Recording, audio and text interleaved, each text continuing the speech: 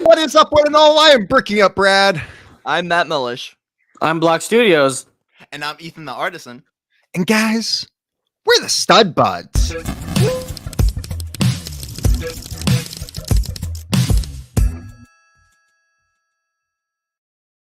Such a beautiful intro. It is, It really is, is. yes. Thank you to our amazing Block Studios for making that intro.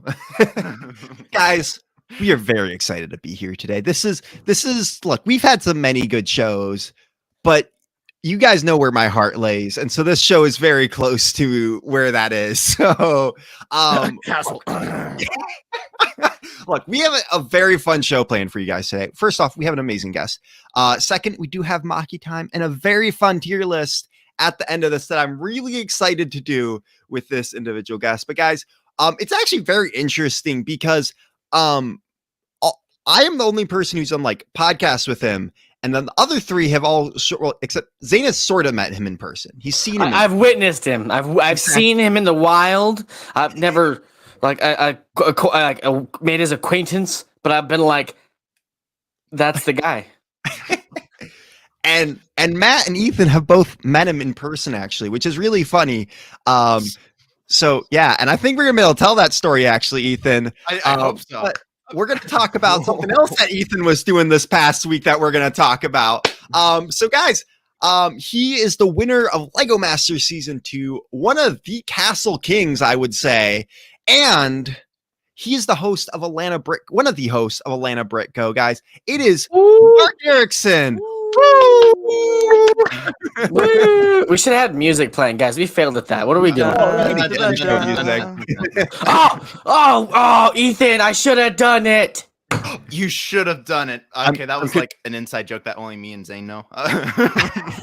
It'll come up later. I'll have it ready. Hello, Mark. Well, welcome to the Stud Buds universe. Thank you guys so much. It's awesome to be here. All right. So first off, look, it is awesome to have Mark here, but something huge happened in the Stud Buds community this week that we need to talk about. Guys, Ethan the Artisan is on LEGO Masters Season 3. What? We cannot not talk about this with his team partner, Cool Guy Dom, of also from the Brick Talk community. Look, we're getting some congratulations from Jack Skywalker here. So many awesome people here, guys. Look, we've been talking about this in the back channels ever since he amazingly showed up on episode 3. I feel bad for all the hate you've been getting. I'm sorry, man. Reddit's a deep, dark place, apparently. Ignore it. So it's Instagram. But I don't know what else to say, but congratulations. And we're all rooting for you. You got this. Yeah. Hopefully. You may not be as cool as Mark on LEGO Masters, but like, look, you're still pretty cool. I think you're doing amazing, Ethan. And Thank you. Or is the first episode where you get a build? Yeah. Ready to see it. Yeah. All Fingers crossed.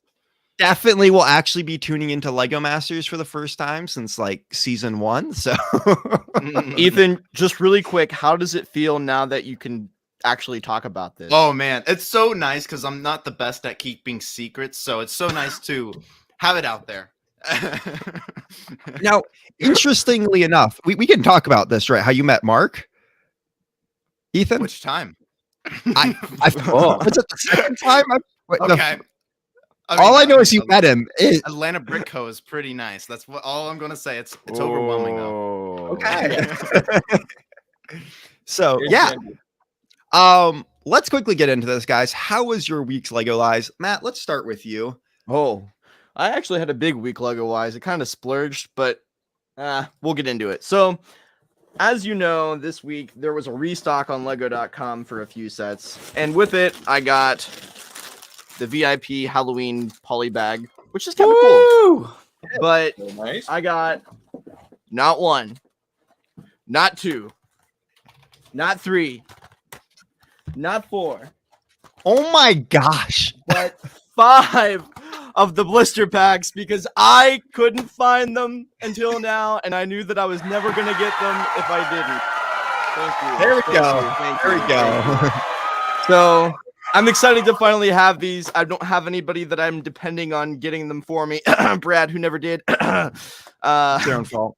It's okay. I'm just excited to have them. I don't know if I'm even gonna build them all. Some of them I might just like invest in because they were really hard to find for everybody in this Lego Star Wars space. So yeah, I finally have them now and I'm excited. But then I went to the Lego store yesterday. It was double VIP points, and I had planned out maybe I could get the gift with purchase Ray the Castaway set if I go and buy something there. Well, I realized that I had a lot of VIP points, and by a lot of VIP points, I mean like almost 45,000 VIP points. Wow. I had some big purchases, Mark. We're not going to talk about those, but I realized that there was some stuff that was going to be retiring soon, and I had enough VIP points to pretty much buy the whole thing, to pretty much pay for the whole thing. So, yes, I bought with my VIP points the Disney Castle. Oh. So I'm very excited to build it. Nice I've been little eyeing this set. up for a very long time. I worked at Walt Disney World. I'm sorry, I made magic at Walt Disney World as a PhotoPass photographer. So that was a lot of fun, and this will commemorate that in a sense. And I have the Disney train that I bought prior to getting this before it retired, so that it would be a nice pairing. But since it was double VIP points, and I didn't really care about it being double VIP points because I was using my VIP points anyways, I still bought some other things because I don't buy anything unless it's double VIP where I'm getting a deal or it's something like exclusive. So I got the Christmas tree and I got some roses if I ever find a lovely lady to give them to, which maybe I'll just build them myself and give them to myself. I mean, I love I mean, you are a lovely lady, so you would know. So I also got to pick a brick up. And there was a lot of parts on the wall, but I showed up 15 minutes before store closed, so like an awful I human being. I just packed it.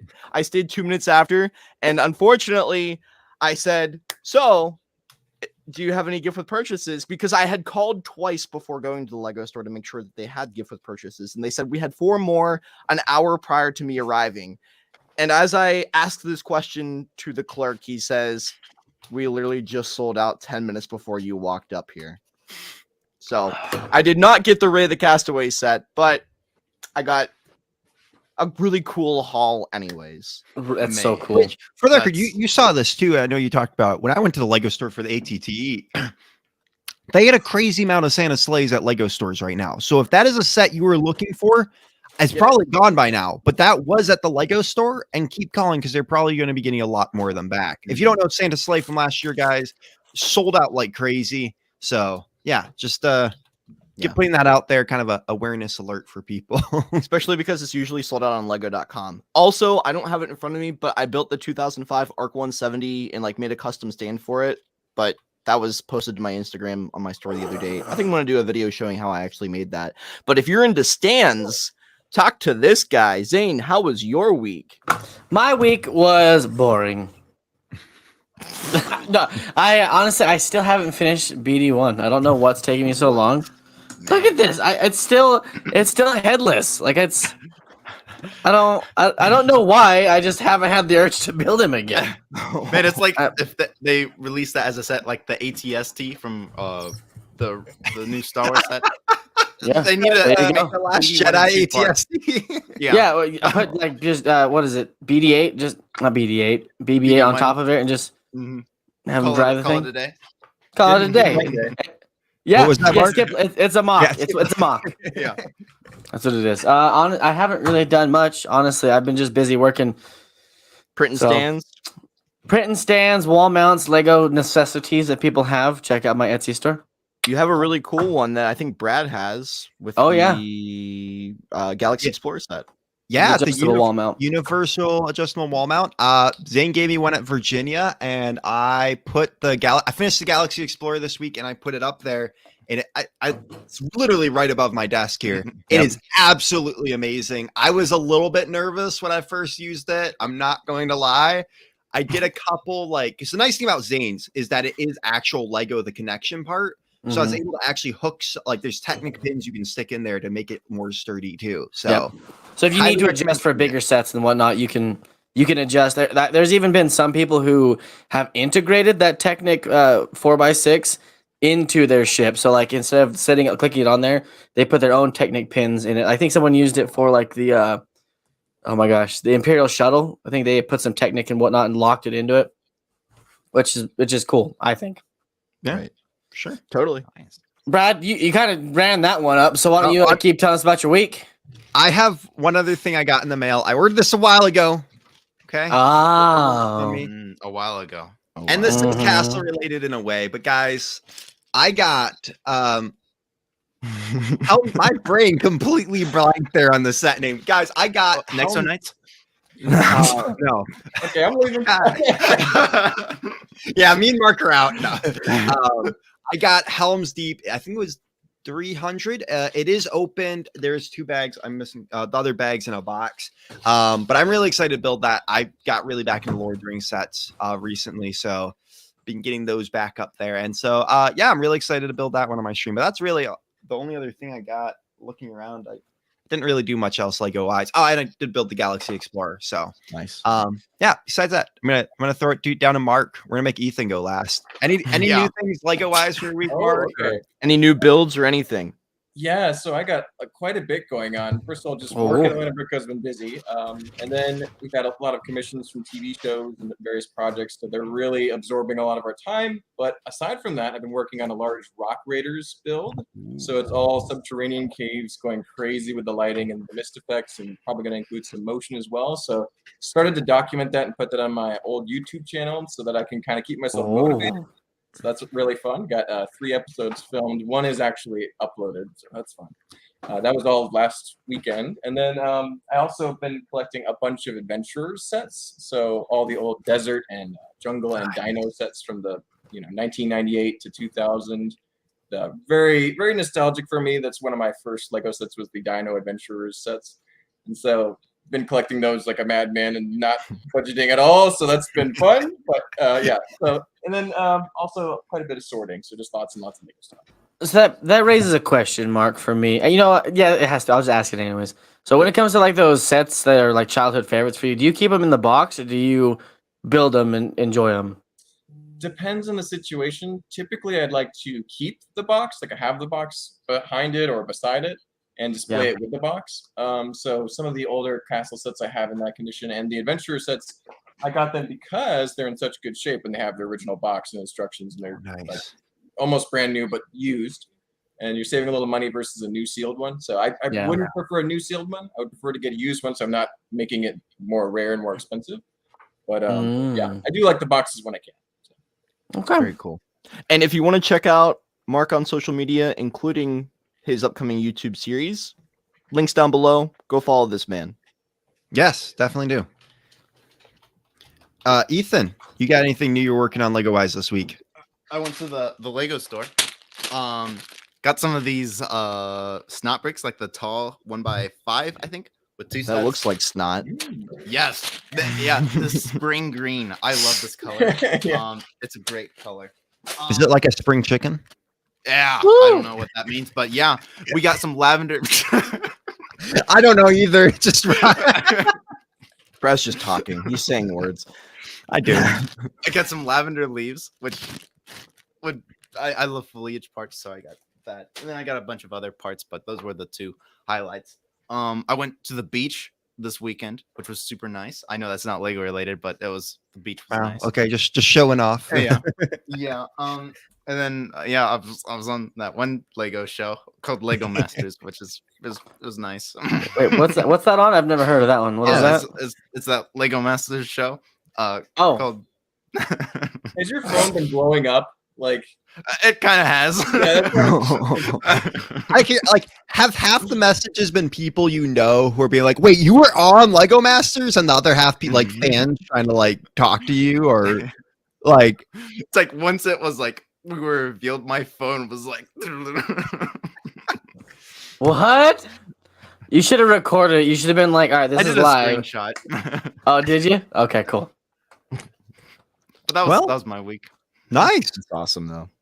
Well, guys, I think it's time to get into some interrogation and talk with Mark here. Did you find that intro? I Interrogation.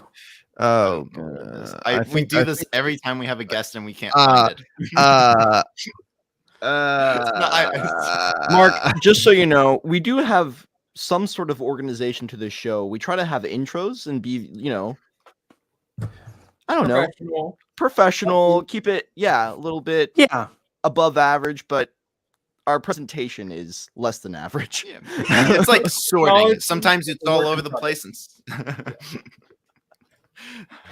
I can't find it. It's Life's fine. about change, about evolving. It's good. It's good. Wait. Oh yeah. You can't find it. You can't find it. It's okay. No, it's not there. All right. Let's get Mark up on the big screen here. Get him the spotlight. Interrogation. Yeah, we'll make it ourselves. Ethan, say it. Ethan, say it. Interrogation. There we go. That's basically the intro. Mark, let's just start off with this quickly. Like, kind of give like elevator pitch of who you are, because maybe there's some people in our audience who don't know you if you're living under a rock. But like who you are, kind of what you do. I think that's a good question to start it off on. Who is Mark? What is Mark? Sure. Why is Mark? Mark started building Lego when he was a little tyke, probably 4 or 5. First early adventurer sets, castle sets. I was lucky enough to get some of the older reissue 80s castle sets. So that would be the Black Falcon's Fortress, Guarded In. Very fundamental for my preferences and Lego themes. And then just always enjoyed building as a kid. My brother and I really kept each other going. We didn't have a dark age because it's like we take your brothers making a big city layout or a big pirate theme or whatever we're building with our bricks. Kept each other going, which is great. And then I was probably about like 17 or 18. I discovered that people online shared Lego stuff too, because I was looking up castles and then Lego castles. I'm like, oh wow, there's these people who build Lego castles all the time. And so I saw it was a lurker there for a long time, classiccastle.com. It's completely defunct and ancient now, but it was cool back then. And just entered a few contests, did well, got some recognition, and just kind of snowballed from there. Went to my first convention in 2013. And then conventions started prioritizing over contests online, and the in-person experience. I think pretty sure all of you guys have been to a convention now. You kind of just know how awesome that experience is and all the people there, and you get to hang out. It's just fun. So that has been kind of the priority for a while. And then Lego Masters happened. So me and Steven did a great job on season 2. Just had a lot of fun. Yeah, the trophy behind you doesn't say other way. Exactly. And so where is it? Hold on. There it is. Ooh. So and so it's been a lot of fun, and now I'm just kind of focusing more on the mock building and a few conventions close by, trying to wind it down a little bit, focus on a few life events, but still keeping building very active for sure. So that's the story of Mark. So that was a good story of Ethan, Mark. would you like to, or I can? Yeah, sure. So obviously you're someone who has been building mocks for a long time. You're very experienced in what you do, and your social media clearly shows that. And we're actually going to be later, folks, pulling up pictures and going over individual mocks with him. But kind of in general, how do you come up with the idea for what you're going to build, and how does that process kind of go for you? Right. So idea generation is it's multifaceted, because it could be I want to build something for a convention, something big, or I want to try a specific technique or concept that I've never tried before. It's like trying something new. It's often motivating what I'm building. And then sometimes in this case, like I'm building a Rock Raider scene, right? I'm kind of trying to enjoy something I've never really explored in the mock scene, but I've always collected as a kid or enjoyed the video game. So just a variety of reasons. And then once I have an idea, I'll usually kind of think about it it could be a long time, could be as little as a day or two, or it could be, in this case, I've been thinking about Rock Raiders for about a year. Just kind of stewing in my mind how I want it to present, what some of the main concepts that are going to be showing off. And so then I'll often do a couple sketches to make sure. I think I did about a dozen for Rock Raiders. And then like for the big castle scene I did a year ago, it was probably 2 or 3 big major sketches. And then I use that kind of to help get that idea out of my head onto hard paper where I can reference it immediately and not have to kind of really think about it. And then, just execute it as best as possible. And oftentimes I'll have to adapt based on the physical constraints of Lego, or if something doesn't compose itself right, like if the composition's off, you have to change where the tower's sitting or where that landscape is flowing. So, just kind of move from there. Gotcha. Very cool. Zane? Well, first off, I can't get over the giant sea serpent behind you. Like Here, I'll bring it closer. What? It's got a little handle that can. am I allowed to ask this kind of a question? Like, oh my god, it's a head. Wow. Whoa. Okay, I gotta ask. Like, what made you want to do that? Like, what am I able to ask that question? Is that allowed? Okay. Yeah. So this was an idea that wasn't complete because in Lego Masters on our first episode we were like, we got to build something cool and masculine and just rah. And so that was the idea. And Steven's like, dude, we need to make a dragon with flapping wings. And I'm like, dude, everyone's going to be building a dragon. And I'm so glad we didn't build dragon because Zach and Wayne's dragons were amazing. And so I'm like, we need to make like a Viking sea serpent because our last name's Erikson. We're like 25% Vikings. So, 25%. Yeah. All that matters. So, the rest is Dutch. Anyway, so we consider ourselves like proto semi-Vikings. And so we were like, do a big sea serpent. It turned out pretty well, but there were some flaws with it. The head had to be perfectly straight because of the way it attached. And we wanted to put lights in the eyes, and we didn't have enough room with the motion of the opening mouth. We really didn't like motion. So this was just like, we wanted to do it our way. We didn't want to do it as best as that idea could. I couldn't get it out of my head. I was like, I needed 2 more hours to finish that build. And so I spent a month almost immediately after getting home from Lego Masters constructing this thing. And did the water and the base. And I wanted to have mist effects, and it was a really fun creation. And Steven helped me quite a bit. He did a lot of the sculpting for the serpent's body and head because he's really better with animals than I am. So it was like a team effort, really fun. Just got to get that idea all the way out perfect. So wow. Were you like, is there a fog machine on Lego Masters, and you just couldn't find it? If they had them, I would have used them, but only what we had in the bins is what we could use. They ended up giving us lights for our finale episode, so we were like, oh, yeah, because I've been using lights for a couple of years, enjoyed them quite a bit. So. Okay. Cool. Yeah. Awesome. Don't you use like what piece do you use as like the piping on the inside of the throat? Don't you use? Isn't that Mars mission? It is. I don't think I have any nearby, but basically it's this. They come in 2 colors. There's like a trans orange, not trans neon orange, but trans orange, and there's also a trans like opaque black color. And there's rubberized tubes that are used in the Life on Mars and the Mars mission sets, and they're used for like an air pump. You could send either materials or figures through these tubes. Yeah, that's sort of like it. Yeah, sort of. It's that same color, I think. It's like a tiny version of it. The real one's probably about this big. Yeah, it's bigger. A little mini. It's like those stomp rockets. You ever seen those from like, when you guys were kids? Poof, when it like I mean, that was the point of them. That's kind of why they were made. Yeah, they're pretty fun on their own, but it was basically just because I'm lazy and I could have gone to Home Depot and gotten an actual plastic tube that wouldn't leak. But I'm like, well, these will work. So I just whipped them up a little bit of Gorilla waterproof duct tape, and it was done. So. Lego purist right here. Well, I mean, are you used to those parts like that? Like Lego tubing, you're so purist. I'm like, yeah. Yeah. Definitely not super lazy and don't want to drive to Home Depot. That's great. Ethan? Okay, Mark. So Yes. this is like, I have 2 questions, but Ethan asks this question to everyone. It's a very important question, and how Okay. you answer it depends on whether you're staying on the rest of the show. So, Okay. what is your favorite Lego color? Oh. Okay. Okay. So if you asked me a year ago, it would have been tan. Tan or medium nougat? Regular tan. Because of the colors. However, now it's teal. That's Oh. me. That's me. So there you go. It's since changed because I've been acquiring a lot more teal. I think it's also like cyan or what's the turquoise? Turquoise. That's the old name for it.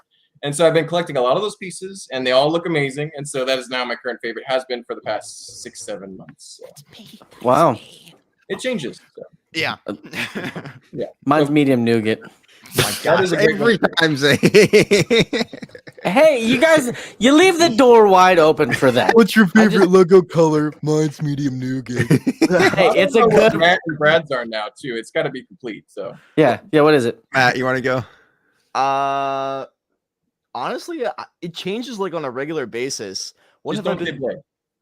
Well, no, it's not gray. I feel like gray's a pretty boring color. That's in all gray. honesty. Star Even though Wars. Star Wars. But I'm just kind of looking around. maybe like today, olive green. Yeah, green is nice. Did you That's a know good the one. olive green grass stock is like over $1 now on BrickLink? That's crazy. Wow. insane. I Brad, got a what's your- bunch of those recently. Mhm. I'm a So wealthy man now. my second one, my second one is sand green. My first one is the dark green used with Dragonites from 2010. Dark I mean, green is great. That's my second yeah, favorite. Beautiful color. Yes, all beautiful. Beautiful colors. Mhm. with beautiful faction. A controversial question is: do you like olive green better or sand green better? That's like Ooh. Depends Mark on the is a little day. more legacy, and I would prefer sand green. oh. I remember when olive green came out. So as a mock builder, that was exciting, but I still would say sand green is a little bit more. I don't know. I use a little bit more. And Oh. Yeah. Yeah. Interesting. That. Brad? All right. So as you can tell here, all four of us have different interests in what we like to ask people about. Ethan's big mock builder, whatever. I love the themes of Lego. You know this. We've had lots of conversations about this. So of course I have to ask top 5 favorite Lego it's not Lego themes, just top 5 Lego themes in general. Lego themes, more broad. Yeah, Okay. yes, Okay. very broad there. Top 25 Lego themes. Okay. So it's got to be classic space at number 5. So like classic retro Benny spaceship type stuff. Okay. Next one's got to be. It's like super close between Exoforce and Rock Raiders. I gotta say Exoforce at number 4, Rock Raiders number 3.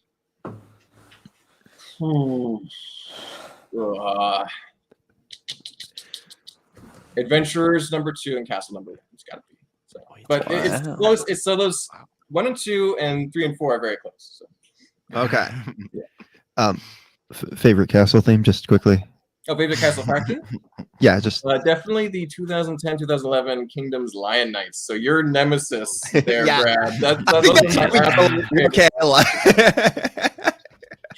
They can get along, maybe. No. my favorite my favorite castle faction is my made up faction called the Ethan Knights. Hey, that sounds amazing. I love it. It's a very small army, but they're very. It's an army of one. That's my pick. We're a bunch of Do chads. you want to get us back on track here, Matt? Oh my goodness. Yes, I ask the deep, more professional questions, as you can tell. So, how do you separate? Because you're a big Lego fan when it comes to mock building and sets. Yes. How do you separate the two of those, or like integrate them together? So what I'm saying is, I know Ethan, for one, he just uses his sets to build a lot of his mocks. He'll take parts off randomly. Do you do that, or are you more of like a person who wants to keep the set as it is? How Are do you a those collector two- and mock builder, or are Yeah. you just like a mock builder? That's the Yeah, perfect way yeah. to put it. Thank you, Brad. Sorry, I didn't want to cut you off there. No, Yeah. no, that was exactly perfect. So younger Mark, like 18 to 26-year-old Mark, would have been like the savage that Ethan is and just absolutely wreck everything in order to make the perfect mock, which is really very artistic and admirable, but also very terrifying. And so now, being older and working at a big Lego store for the past 6 years, I have plenty of pieces to do whatever I want. And if I don't, I can go get them at work for very affordable prices. And That's so, nice. I mean, I think I haven't placed a BrickLink order in about a year just because I haven't needed to. And it's nice once you get to this huge snowball of Lego and you have nothing else. But anyway, so so now it's just, I keep my sets separate, displayed in cases, and all the pieces I need are over there in their big bins. So yeah, it's all separate now, but I would say probably about anywhere from 2 to 3 years ago, it would have been a completely different story. So. Gotcha. And you're more of an older sets kind of guy. Do you have newer ones, or are you kind of both worlds? It's mostly older sets that kind of speak to me for whatever reason, like old castle sets or like Rock Raiders or Exoforce or Adventurers, things that I liked as a kid. But then again, if you look behind me here, there's a Horizon for is it Zero Dawn or Forbidden West? Anyway, I think it's the Forbidden. Horizon set, and so I love that one because I love that theme. And then like I have some of the newer Star Wars over there. Not a lot. I have like the Razor Crest and like the Slave one and a few others, and I like the DeLorean. So a couple of things that I just love. Got to have those, but mostly older sets. I'd say probably 70% of them are older sets. So. Gotcha. Very cool. Zane? Interesting. Do you remember your very first Lego introduction? Like the very first thing that started it all? Yes, it would have been a basic bricks bucket that was blue, and that would have been probably 96 or 97. And so I remember getting that, and there was like one chrome piece, one little minifigure with sunglasses and a green vest. And I remember playing with that and enjoying quite a bit and just leaving it on the ground. I was probably too young to even really understand or should be playing with Lego. Anyway, but a lot of fun. But my first real like character enjoyment and like really building with Lego, playing with it, was Adventurers. So the Dino line, and it was the little tank vehicle. I don't even know the name of it or the set number, which I feel bad about, but it's that was my first real set. I got it for Christmas and just loved it to death, literally. And that was my first Lego experiences for sure. That's awesome. That's amazing. Ethan? Okay. Oh, Okay, there was a this lag. is There serious. was a glitch in this. It was like, okay.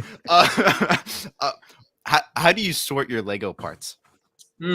So, for at first we didn't have any sorting system when we started building MOCs, but then we're like, yeah, it'd be good if we kept all the gray pieces together so we could make another rock landscape easier. So we started sorting by color, and that pretty much stuck all the way till now. Getting back from Lego Masters, however, we started to sort our Technic pieces and our bricks with studs on the side separately. So I don't think I have anything close enough to grab to show you guys, but we have a giant bin of Technic parts, and we have a couple pretty good sized bins of just headlight bricks for snot building. Ooh. And so that way it speeds up the process, because everything else we're pretty straightforward on.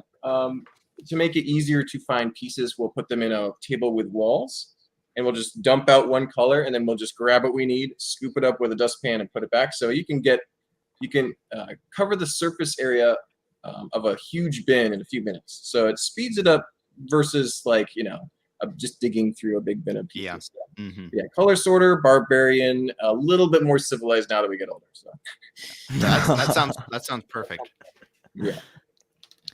So, all right, I don't know the best way to word this question, but Ooh. you have had a lot of different experience with. I mean, you can tell you're a collector. I mean, I definitely know you have some crazy stuff in your collection. You've also spent a lot of time on the mock building side of things, and you've also spent. I mean, part of your job is to literally spend the reselling side of Lego and buying side of Lego. I guess like my question is like, have those three things kind of like affected each other in how you look at Lego? Like, younger you probably looked at Lego a lot differently than you now. Is there any maybe like interesting insights that you like have found about just that your newer experience with Lego right now? Yeah, I'd say there was definitely quite an evolution from.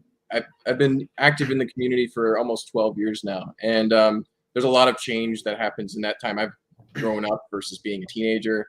So yeah, beginning me, I feel like I would have relate a lot with Ethan, and just like absolute building, not as worried about the pieces on the sets and the completion area of it. And then as I've gotten older and as I started working in Atlanta Brick Co., the importance of sets and like nostalgia, things like that become more important. And I've gotten a little bit more completionist, a little more perfectionist. So it's evolved for sure. Now I want to keep the sets together. I don't want to mess with them. I don't want to take them apart. I want to get specific sets because I like them, or the themes that I like, or I remember them from my childhood.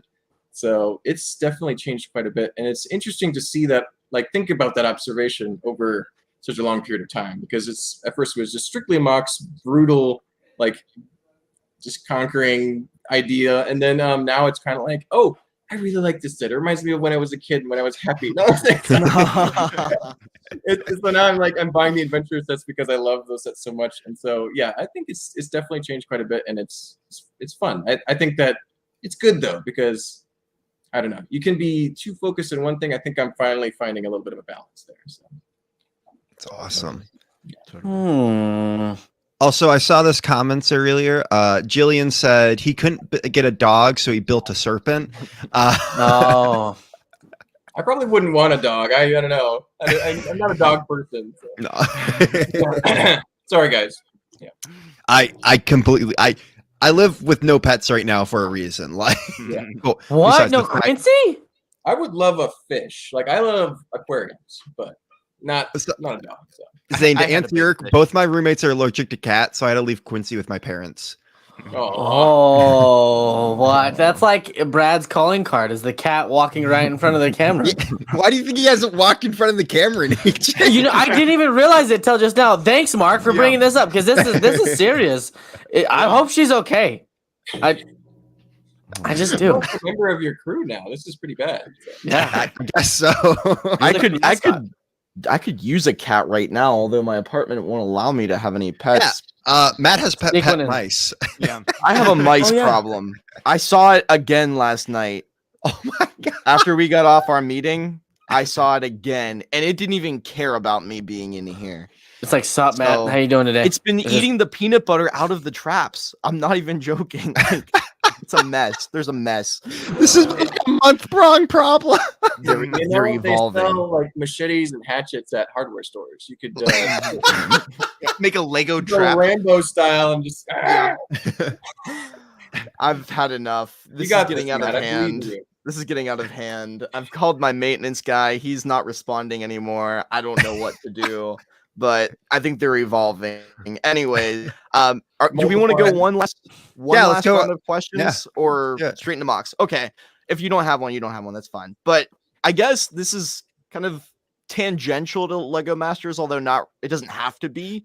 Mhm. How is it between building alone on your own, like by yourself, knowing what your vision is for something that you're going to be constructing versus building with your brother or building with someone else? And do you have any Yeah. like tips for someone who wants to build with someone else and share the hobby with a friend? Gotcha. Yeah. Building alone versus building with someone else. That's a great question. Building alone means you have full creative control over what you're doing. It also means that you're relying only on your own strengths. Everybody has different strengths and weaknesses when it comes to building, and you'll see that very clearly on Lego Masters as an example. Some people are great at technique, some people are great at sculpting, some people are great at expressive characters. So when building alone, I'm usually focusing on the landscapes. That's one of my favorite things to build is kind of large scale sculpting and landscape. So I'll focus on that and kind of enjoy that aspect the most. But then when I get to something like a vehicle or a creature that requires a little bit more attention to detail and a little bit more, precision and character, I might be a little bit weaker. And so I'll often ask my brother, or he'll ask me about larger concept type stuff. Like, should I make this base bigger, or should I do, does this need more support? What should be balanced? And so we'll bounce ideas off of each other, but we won't necessarily always build together. But when we build together, we're always trying to figure out a way to use each other's strengths in the most applicable way. An example, the Serpent MOC that we brought to the conventions the past couple of years, Steven did most of the sculpting on the body and the head, and I did some of the body, not too much, but then I did the base and where everything was lining up. So every pose, every angle of that sea serpent was planned by me. And I said, Steven, make a cool head that's at this angle and it'll be perfect. And so it all lines up perfectly because I'm a little bit bigger picture, did the landscape, I'm better with the lighting. And Steven's way better at that sculpting ability. So you'll see, like, for example, he did most of the head, but then I helped him get the proportions right. So it's interesting. So if you, and that comes from having built together for a dozen years. Right. So, or a lifetime actually. So, but if you are new with somebody else, or if you have a friend that you're trying to build with, try and figure out what you're good at and then give that person complete control over that aspect of it and try and figure out how to merge them together the best way you can. Nice. Perfect. Yeah, communication is that. super important, and I'm sure building with your brother is a lot of fun. And do you ever bicker together? Like, no, I want it this way. A little bit. I think the only bickering we do nowadays is like, dude, I was planning on using some teal. Don't use all of it. That's the only thing we bicker on now. But it is fun when we have an advantage in the fact that we're both pretty close in age and have built together our whole lives. So it's like I can just kind of look at a thing and say, and I'll go, I'll change it. And then, or like, Steve, what do you think of this? He's like, you need to bring it down a little bit, or like, something. And it's just like one sentence, and it's like immediate shift. We know exactly what the other person is. Like, he can literally grunt at each other, and we'll know what's going on. Yeah. For that reason, there were twins in our season of Lego Masters, but we were physically and mentally on a closer level than they were. So it's like, it was a big advantage for us being on a 2-person show. So Crazy. Wow. Zane? Copying each other's builds, man. Yeah, copy each other's builds. What? Copy each other's builds. What? What does that mean? I'm confused now. So another kind of maybe controversial question, but Ooh. is there like a super memorable moment from besides winning? I mean, duh. Yeah. that was Besides pretty winning Lego Masters, something else that was like exciting or something you didn't expect to happen, or just something like that. A controversial question. Well, I don't know what I can ask about Lego Masters and not ask. I don't know. Okay. fine.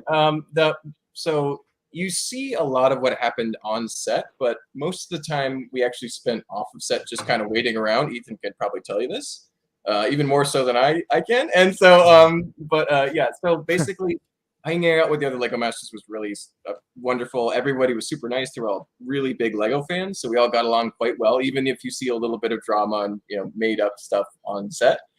Yeah. And so one of my favorite parts was I was so hungry because I have a very high metabolism, and they had like, we only got 3 meals. I'm used to eating more like 4.5, and so I was always hungry, and I'm just like, all I can think about is food. I'm just sitting there, and we're all mic'd up, so I'm like, hey Steven, it'd be great right now.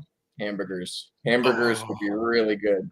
I just would a big old 5 Guys with some bacon and some grilled onions. I just started, and I would go around and talk to everybody, every single contestant, every producer or worker that came up to talk to us or move us around. I was just asking them, I'm like, Ken, what's your favorite burger? What ingredients make it? Just talking about food. He's talking. He's like, oh, and he's like, you know what? Some cheese on the end. So everybody on the set for 2 days was thinking about hamburgers. And then they were like, oh, Mark, when are you gonna stop talking about hamburgers? I'm like, I want them in the waiting room. I want to come back and see a bunch of hamburgers. And so guess what? They went and bought out an entire McDonald's, every hamburger they had. And there was I think there was a couple of folding tables just covered with boxed and bagged hamburgers. So everybody had hamburgers that night. It was awesome. So guess what? The very next morning, I'm like, you know what would be good? And they're like, hamburgers? I'm like, no, pizza. Pizza would be amazing. What do you like on your pizza? So the whole day, I was asking everybody about pizza. The next morning, there's pizza in the hotel. So I was making them bring us some food so I would survive. And it was really genius. I also got donuts after that, and it was pretty fun. So yeah, they it was like within hours they would get it if I started talking about it. I would have been like, I would love a waffle right now. It'd be great if there was a waffle chef in here tomorrow. Exactly. I didn't think about waffles, but yeah, it was like I just needed some food, man. So that was That is the greatest memory awesome. from Lego Masters for me was making the studio bow to my will and bringing me food. That's when you know you're gonna win. You're like, you know what? They're bowing to my will. They're trying to make me win this thing. That was my biggest win on Lego Masters. That's awesome. Oh, that's hilarious. That was fun. That was a good question. Well, thank you, Ethan. That answer is awesome. I love that. Yeah. Okay. So I only had 2 questions. So you made me do it. Okay. Castle Bros. All right, so yeah, we're no longer the Castle Bros. Caleb and Jacob are the Castle Bros, but Caleb and Jacob are also the guys who tried to build the best floating island. So that's my response to that. Oh. So wait. Are you the island? Are you the we got island them on boys the now? floating island. We got the golden brick. They didn't even get top 2. It's unfortunate. Man. Island boys. Oh, no. Oh, the island was now. That's my retort for them now. So if they ever bring up, oh hey, former Castle Bro, I'm like, oh hey, guy who tried to make a cool floating island. Oh, Yes, you did win Lego Master. Yeah, that's the saltiest you'll ever hear me though. Mark, don't worry. You'll always be a king of castle in my A heart. former Castle Pro. That's my life's greatest accomplishment. That's great. wow. No, but they totally deserved it. Don't get me wrong. Man. I was thinking it was kind of close, and then Caleb put the last layer on his castle. I'm like, yeah, it's good. I knew it. Brad, I can't. you do not have. It's okay. I forgot my question. You don't have to have a question. It might come up. I was trying to remember. I had some. You know what? We got so much other stuff we want to talk about today, and some fun stuff we want to talk about later. So, Ethan, let's transition this, Ethan. Okay. Ethan, transition this. Mocks are a great thing, and Mark's done some amazing mocks in the past.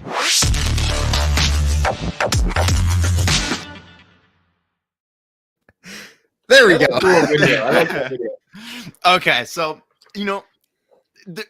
how many mocks do you think you've built in the last, like, that are on your Instagram and Flickr? There are so many, and I just went through. I didn't grab all of them, but I went through and I picked the ones that caught my eye, and I love these forced perspective mocks. Like, what? Like, look at these. These are awesome. But yeah, talk about it, Mark. Oh my god. So, these are three of my favorite creations, despite their pretty small size, and also they probably took me like an hour and a half for all three of those combined. Oh wow. Yeah, they were really simple. Let me break it down for you. The one on the left, the jungle scene, is just kind of an adventurers inspired creation. You have 3 different landscapes in the foreground that are kind of merged together. You have 2 tiny pieces of rock. I think that's actually the same mock, but a different side of it, split. And then you have the place where the figure is standing on. That's just a little tiny 8x8, I think. And then in the background, you have 2 chunks of dark green plates and a few like weird shaped slopes on the very edge. And you just add a little bit of a mist with transparency, and then have a kind of a minty background, and just add a little bit of a green photo filter on the top, and boom. So probably 35 minutes, and then with like another 20 minutes for editing. So yeah, just knowing what you want, how you want it to look, a nice little compositional angle with that, and it's simple. So and then over on the right, you got 2. These are a little bit more elaborate. The one on the top, the kind of alien looking one, that was for a seed part challenge, which had the bucket, which only has 1 actual physical. Oh yeah. Oh, that's buckets. That's very cool. Difficult to connect to anything. And one of my better ideas, I don't think I even won this series with the builders I was working with, but one of my favorite ideas from that was that kind of wasp honeycomb look. And I was thinking, what if some explorers on a planet were actually wandering around and stumble into a giant wasp nest? That would be awful. That was the idea there. It was just a couple of chunks of a way to use as many buckets as possible. That's actual mist. I was using the mist machines that I have now, directed at that, and just a little bit of a lightness effect photo filter. That's really cool. And ta-da! So the scene was probably a little bit of reddish brown with some dark red leaves. Pretty easy. And then you go down. This one had a nice little micro city in the background. The foreground is a different build, kind of blurred together. On the right, there's a little chunk of rock that's separate as well. And so you just kind of blur those together, add a little bit of a cloud background. I actually took that picture straight up in the air, put it kind of like a yellow sepia effect over it, and then just kind of added a little glow for the sun. And ta-da! So. That's awesome. I love the forced perspective builds. Like, those are really cool.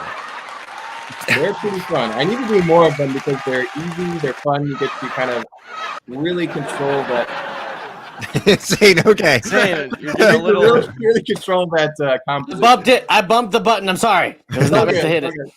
Okay, so you get to absolutely control where the figure is looking. I think the 2 on the bottom are the most similar because you're looking at where the person's looking at, and so the human eye is attracted to where other people are looking. So if you see someone go like this, you're going to look that way too, or at least it's going to draw your attention to it. So That's cool. Well, here's some more castles, or I guess, I mean, these builds. I absolutely love the floating pirate ship, whatever. That thing looks really awesome. Oh my gosh, is that I just realized this. That's a Black Falcon's castle made new on the left. Yep. For those who don't know, that is an old castle set that he took the idea of and made it into an actual like good looking castle. Mm-hmm. It looks and it can fold. It's really cool. Yeah, I love that. For sure. Yeah, the 3 of my favorite builds here, actually. The bottom one is Greco-Roman fantasy city under attack. Has a lot of custom minifigure accessories. There's a few real ones in there, but they're super expensive, so I had to brick forge and brick warriors it out. The top one is that remake of the Black Falcon's Fortress, like you said, Brad. It was actually for Lego Ideas. It got like 3,000 votes and then just went. So. Oh, that stinks. You gotta put it back up there. I'd vote for that. I know. I think that the blacksmith shop was great, so I think we're fine with that. But, and then the pirate ship was actually part of a collaboration with my brother and our lug, Nova Lug, to do floating islands, and he is now doing working with a studio to do a TV show based off of that. So. Oh wow! What? Awesome. Wandering Skies. Look it up. It's pretty cool. So they're doing a Kickstarter to get some funding and some sponsorships. So, yeah. That's awesome. That's epic. That was the only thing I've ever done for that theme, and I liked it a lot. But I probably wouldn't do it again because I like things on the ground. Same. Very cool. Do you keep these built, or do you tear them apart and use the pieces to make something else? These were gone within a month of their display. Wow. Yeah. So most of the time, my creations do not last that long. So the Sea Serpent has lasted like over a year, which is probably the longest I've kept anything that big together. So these were all gone relatively quickly. So. How do you not form that emotional attachment to what you build? I could never do that. Well, once a picture lasts forever, so I can always look back and see these very nice photos of things that I built and still enjoy the pieces whenever I want to build something. So. True. Brad and Matt, I want you guys to realize there was a joke in that I was going to say about the two of you about how long these things lasted, but I didn't. I want you guys to just keep that in mind. You ruined it anyways because you still said that. I didn't say it out loud. G-rated content. No, there was a joke in that. Let's move on. Also, I did want to ask because before we go any further, your photography skills are pretty great. Do you have any tips? Wait, hold up. Are these your photography skills? Is what we should ask. Okay, just double checking. How do you like prep that? How do you set it up to get the shot that you're looking for? Oh, so those two on the grayish backgrounds are actually IKEA blinds. They come in a couple different sizes and they're very smooth, leathery surface. Makes a great photo background. I have probably 5 or 6 of those in different colors. And then so you can get some natural lighting, or you can get actual lights. Like you got these ring lights. Oh, so I can get them a shot. Or you can get actual big studio lights. I have a couple different sets of those. And yes, there's an example of the photography process. In this case, this scene is very big. That's probably 3 or 4 feet square for that city. Wow. And so that's bigger than the IKEA blinds. And for that reason, I just used a big white sheet to try and get as much clean lines as I can to cut that out and then put that on a sky background. There's the ship as well. I think I took the ship on the same background just for convenience. And as you can see in the finished photo of the ship, it's just put on a cloud background that I actually took a photo of. Then you can kind of manipulate it, edit it, and put it out there. So I studied for graphic design in college, and so I'm able to do both illustration and photography pretty competently. Pretty familiar with Photoshop. So, and Lego has been a very great motivator for that. So. That ship looks huge. I didn't realize big. I think it was probably about almost 4 feet long. So. Oh wow, long? Yeah. Woo! Yeah. Damn. Yeah. It was bigger, so that was the same collaboration actually. So that's awesome. Well, look at this. This is next. We got this castle. This thing. Okay. Can I just quickly say before Mark goes, I don't think I've told you this, Mark, but this was one of the first images I saw of your work. And there's a Cabbage Patch idea that you'd use in there. And I've actually used that multiple times because I thought it was, I love small things like that. And I thought it was the coolest way how you did them. So just wanted to put that out there. The small details are great. And I take credit for that idea. I don't think anyone did it extensively before I figured that out. Somebody could have done it before me, but I remember that was originally me just playing with pieces. I'm like, I could use some cabbages or some broccoli or something, and it ended up working great. It's just a brick with studs on all sides and a couple of those new small 3-leaf pieces. It's great. So. Wow.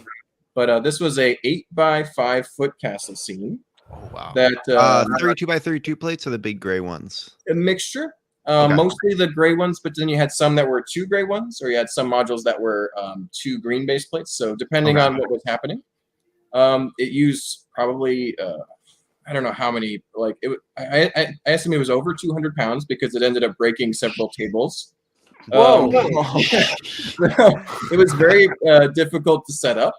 It took about a couple hours to get everything aligned correctly. Everything is modular. The rocks underneath, you had a huge wooden panel underneath because I didn't have enough Duplo to fill it all out, and it would probably be way too heavy. So that was a lot of work. That was 6 months. Oh wow. Wow. At about 2 to 3 hours a day. Man. Yeah, and that was one that I spent about a year and a half planning. So Wow. That's Do you ever build something like this, for example, and as you're going through, you're like, you know what, I don't like that, and after 3 hours as building it, you just tear it all down and start again, or from a certain point? For sure. There's for example, the ramp on this castle I changed about 3 times because at first I was just doing a physically built ramp like the one in the new castle set, for example. It's just a stone made ramp like the walls, and I'm like, it's just so big and gray and it doesn't look right. So Steven's like, just build it out of rocks. I'm like, but it wouldn't be a perfect ramp like that. And he's like, just do it. And I'm like, okay. And it ended up working multiple times after trying to do it. So it worked out okay in the end. It still looks a little bit like that's too easy to make a castle there. But anyway, so things like that. And there was supposed to be a village on the right. Ended up not doing that because it would have been, I think, too distracting. Yeah, little things like that I'll change all the time. So.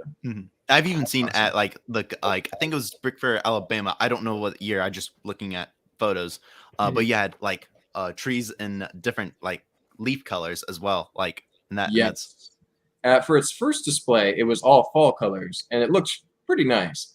The only problem is the colors of the trees didn't match the colors of the ground. You have springtime looking ground, and you had these really fall-looking trees. It just didn't quite look right, so I changed it all to green, and it definitely doesn't look as colorful, but I think it kind of helps you look more at the castle. So I think that's cool. Better balanced that way. But yeah. The most important fact about this castle is all the towers, windows, drawbridge, everything is bigger than minifig scale in order to make it feel like it's larger than it actually is. Because all those minifigures, if you can see, they are really, really, really small compared to everything else in that castle. There's actually about 20 figures on that castle, and you can only see 3 of them, maybe 4 or 5 of them. Wow. And so people are like, "Oh, it's the wrong size. It's too big." I'm like, "That's intentional to make you feel like this is a gigantic castle." So, that's cool. That's awesome. I like that. Yeah. But yeah. These are some interesting builds. I really like the airplane. That's one's recent, like in the last. It is, yeah, a couple months ago. And so that one was a commission for Delta Airlines. They wanted us to build an Airbus A330, which is one of their bigger planes. And that was challenging. We only had 3 weeks. Oh, wow. And I was sick for one of those weeks. So that was built more like in a week and a half. And I ended up, it worked out well. It has a wooden beam in the center, which all the bricks are built around. It uses a little bit of slightly illegal connections to make it extra strong. So the wings are all normal plates. There's no strength additives in there. So it's very, very challenging to get that right. It took me 3 tries on the wings. The first time they were a little bit floppy. Second time they were stronger, and I didn't change the actual dimensions. It's just the way the plates were interlocking. By the third time, they were strong as plywood, and I was really happy with them. So Steven did the sculpting on the nose and tail. I did the center and the wings, and Steven did the mosaic of the tail, which is kind of obscured here. We were super proud of that part. So that's cool. I like the engine placement. The fact that the engine, like when people put, you might not realize this, but when they build a jet like this, the engine's directly below the wing, but it's not. Like in the real world, it actually goes out slightly in front of the wing, and you guys have that placement. Beautiful. Yeah, appreciate it. Yeah, we looked at a lot of schematics. We had a lot of photos for reference, and it measures fairly close. It's not 100% accurate. We've never built a plane before, but it ended up being pretty close. The people at Delta were like, "Oh, it doesn't have this little detail, this little detail." And they're like, "Wow, that's really good, though." So they were happy with it. We were happy to get it done in that short period of time, so it was good. Yeah. It's awesome. And Atlantis below it, that was mostly Steven's idea, but it was also the Lego store in North Atlanta, in Alpharetta, asked us to have a Lego MOC on display. And so we're like, yeah, we'll make something. This was before we had the sea serpent, or the sea serpent was too big. And so we're like, Steven had a seahorse that he still had built. And so like, let's build a whole Atlantis scene to go with it. So we ended up releasing little modules periodically. And I built the centerpiece with the kind of columns and the King Arthur sitting on his throne. So we had a lot of fun with that. Lots of color. We're hoping to do more of that at some point too. It is. It's so I much love cool. that. I'm pretty sure that's a bionicle mask to make like an underwater sub-type horse. Yeah, thing. love That's Bionicle. I don't get to use it enough, but it's pretty fun pieces. Very cool. And then this one's really cool. I love like all the details in this, especially it's like on a corner. I really like that. So this is one of my last contributions to the Colossal Castle contest, which is the yearly contest that's hosted on the old classiccastle.com that I referenced my introduction to the AFL community.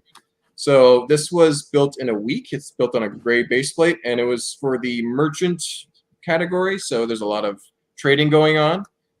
So I had a lot of fun with that. My favorite part of this is the arches underneath the building have these really detailed little headlight bricks with cheese slopes going around them to give them extra texture.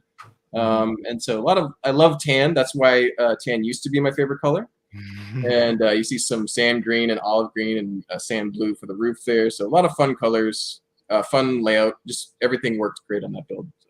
Awesome. It's really This nice. is I love, really. Or go ahead, Ethan. I'm sorry. I love all like the texture on it. Like it looks really nice. And then sand green. I see that. Sand purple, sand red. Oh, that's cool. Sand red. Oh, Yep, for that roof that's in there. Yeah. This is a really weird question, but like, how do you know when you're done? That's a good question. It's kind of like, so composition is something that you learn, well, you are born with. And oftentimes it doesn't necessarily stay with you. So as a kid, you can draw something like there's a person with a sun in a house, and it's all perfectly balanced, and they don't even mean it. So when you're as an adult, you can kind of relearn how to capture that composition. So for me, it's like build the buildings. I could have made another building on the left, but instead I'm going to fill that space with a palm tree and call it a day because I'm done building. I don't want to spend more than a week. Right. So it's just kind of figuring out how much more space you want to add, how much more volume, how you want it to present itself. Do you want to make that well in the center a little bit taller? Do you want to have it lower so that you can see the building behind it? And then once all those check boxes are done, you got a complete creation. Gotcha. You could add a whole other gray base plate and you could exactly. You could keep That's going. what made me think of that. Honestly, like, because I can see a lot of people, even when they build Lego cities, they're always tearing it up and building something else, and it's like, when is it ever completed? And to see mock builders like you on Instagram and in other places, like, this is a completed artwork in a sense, and then you tear it apart, and then you go and you build your next project. But Exactly. yeah. But if you did that extra base plate, would it change the story? Yes. It probably, I don't know. Probably a little bit. In this case, there's first of all size limits for the contest. Secondly, you add another building, it's no longer a nice, like it actually fits within the ratio, the golden ratio. And so, but once you add another element, it becomes elongated, and you have to kind of think about, I have to make that all float. So it's kind of like, I don't know. And then the It's hard to dimensions of explain a sometimes. mock. The dimensions of a mock can really change a picture. Like there's some mocks that Absolutely. photograph well, and then there's other mocks that are like, I can't get this to look good. Yeah. So this is a pretty easy one to photograph because it's fairly square, maybe portrait style.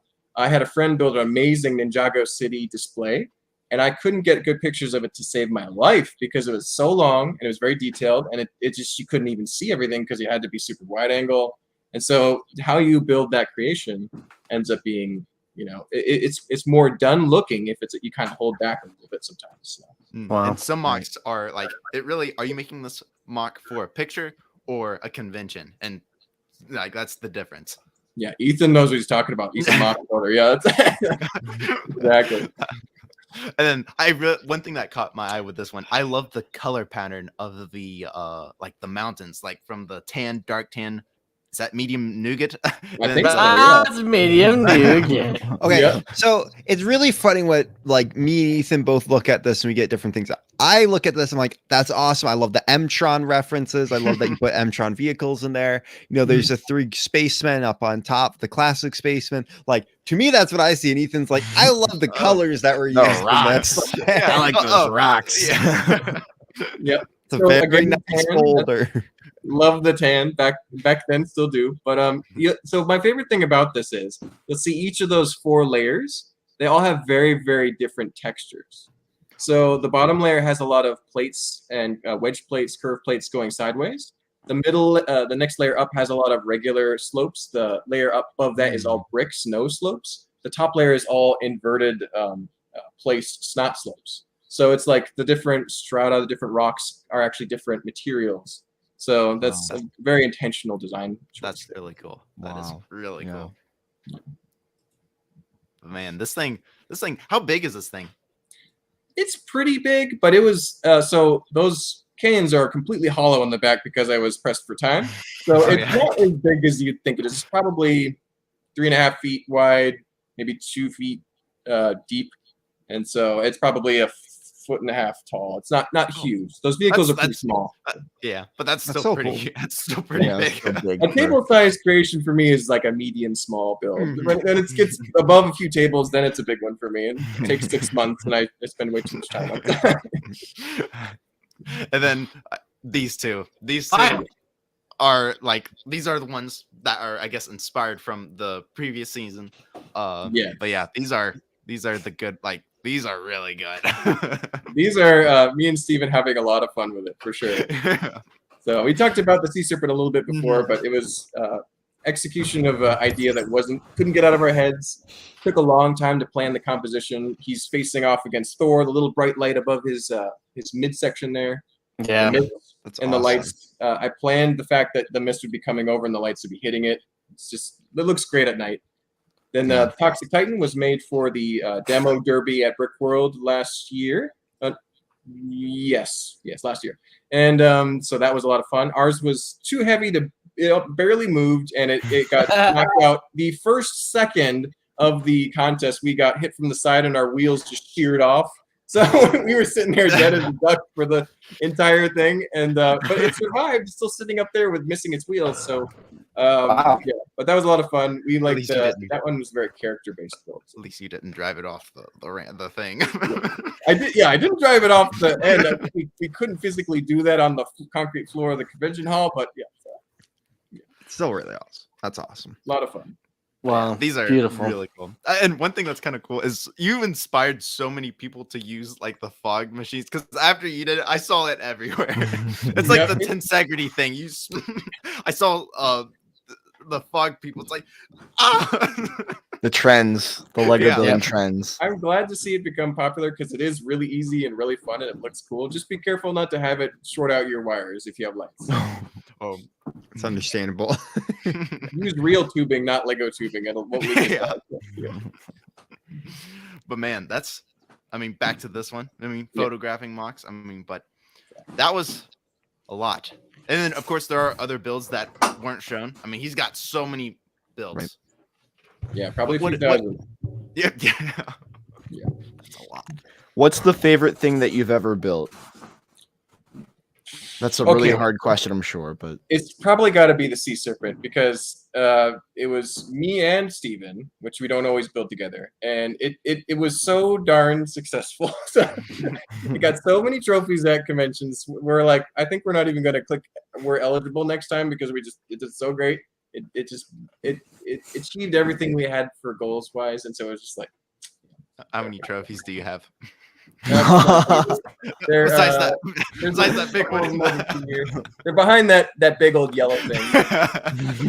No, so it was that build is just really excellent. I'm having a hard time getting ready to disassemble it now, so it's gonna be. I'm gonna have to do Design a very it. sad reel for Instagram. Yeah, design it through. Or is it studio. going to be another review where you chuck it to the bay?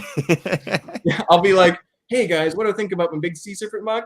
It's beautiful." And I go, "No, I'm sorry." Gotta have like a burial, like everyone in black, Yeah, like, like a cross, yeah. Oh man, that'd be sad. This is Jeez. gonna be weird. All right. All right. Well, so we've talked a lot about your knowledge of mocks, and something else we've discussed is your knowledge of themes. So let's get into some tier lists, guys. That was an awful transition.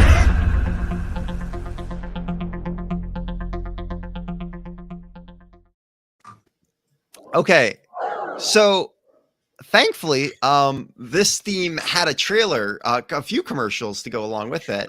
So I'm actually going to play the commercial, and then we're going to start talking about the theme. You For guys ready for this? castle theme. Yes, castle? this Is it a is castle? it's a castle. Yes, this is a castle theme. Oh, weird. Go Nexo Knights. probably- Listen up, Knights. Kestra is using the Book of Monsters to summon an army of lava creatures and build his evil-mobile to destroy the kingdom. The Knights must ride their high-tech rolling castle into battle. Oh, hot You tech. can dodge the lava bomb, launch Clay's hidden tech bike, and fight back. Will the Knights get the book and save the day? New LEGO Nexo Knights playsets, each set sold separately. Did someone say Nexo Knights? You guys, that was the coolest thing I think I've ever seen. I've never seen such a cool motorcycle bike. Wait, That needs an applause. Let's just applause that thing. I'm sorry, Mark. I have been since the Brad, idea of what are you you coming. Since the idea of you coming on the show, I've been like, you know what? I would love to do an actual castle What? thing with him, but I caught know. the mouse. Let's but I was like, okay, Sorry. I have to do the troll one. We have to do Nexo Knights because I hate it just as much as you. And there's no love that should be given to this theme, but we're gonna try our best to look at this in a different. Okay, I So got much this has for you. happened in the last 5 minutes. so bad though. What's the bottom tier, and then go 3 or 4 below that? I didn't even know this was a thing. Like, I'm not gonna lie to you guys. I didn't I've heard of it, but I didn't realize it was that. Yeah, so there is a couple other commercials that explain stuff a little bit better. There was so many. Okay, for the record, according to BrickingUpBrad, there was 50 sets put out in the first year. For I don't think that's true. I think that counts foil packs and all those other poly things. bags and stuff. There was Yeah. probably like 20. So. But like there was a lot of these sets. There were 5 pages on Brick set of Nexo Knight stuff. Like, why? But yeah, here's another commercial. I'll just go play another commercial for you guys. I'll turn down the volume just a little bit. But Don't worry, I'm at the ready for this. I'm ready this The time. power to combine is in your hands. Titanium sword, chicken, flame red. What The are they new doing? LEGO Nexo Knights battle suits. What? this is You what can gets scan bad. your own combo Yep. into the Nexo Knights app. What? Use 3 Nexo powers to wipe out the Stone Monster army in one single attack. Combine your powers. Because Right. technology game? and Lego You can goes download the free so app. well Ask your parents' together. permission first. Each set sold separately. And one more. LEGO Nexo Knights. The Book of Destruction has fallen into the hands of General Magmar. To get it back, Oh, you General can build Magmar. Axel's tower carrier That's kind of and cool. face off against the Siege Machine of Doom. That's Oh. the one cool You can thing. dodge the lava disc, counter their attack, and complete your mission. New LEGO Nexo Knight sets, 8 figures you can collect. Me and Mark are dying inside. Just like You guys, honestly, like that last trailer, like I know we don't like this theme, I know, but I'm just saying, like that was kind of cool, like the disc thrower, like it kind of like a little transforming thing with the vehicle. I thought it was kind of Wait cool. again? No, wait. no. This is my presentation. Don't worry. Okay. Can we get enough trailers? Stop with the trailers. Can I So, just yeah. ask Yes. beforehand, why do you two dislike this theme so Wait, much? okay. yeah. Wait till we show you the sets. That's really it. Wait Okay. till we get more into it. So first off, Mark, how we do this is we're going to go through the sets now, kind of give some background information and look at the sets themselves. And then we're going to go through and we try to be as like not like Biased? biased as possible towards it. And then I'll show you the tier list with everything else we've done so far. There's way more because I haven't been able to add them all back to it. All But I'm gonna say is imagine being. I don't know when this came out. What year did this come out? 2016. So 2015. Actually, well, let me get into this. You're So- confusing me. Nexo Oh, yeah. Knights came out in 2000. So the show came out in 2015 and it was announced at San Diego Comic-Con that year. And then the sets came out in 2016. So Ethan, what were you going to say? All I'm saying, like, imagine being at like a Lego fan and hearing the rumors of the next castle theme, and all the hype around it, and then it's Nexo Knights, and it's like these aren't real castle figures. It's very modernized, Yeah. techno. All right. So the story of Nexo Knights takes place in the kingdom of Nighton. Nighton, I guess. A futuristic high-tech world. Nexo Knights follows 5 young knights in their quest to battle Jestro, his sidekicks, and the Book of Monsters and their monster armies.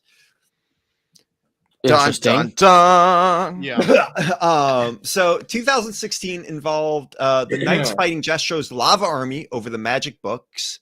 Jestro would use these books to unlock more monsters. In 2017, story Monstrux, the spirit within the monster book of monsters, merges and creates a new stone army. And in 2018, as it should be, the LEGO announced that they discontinued this theme.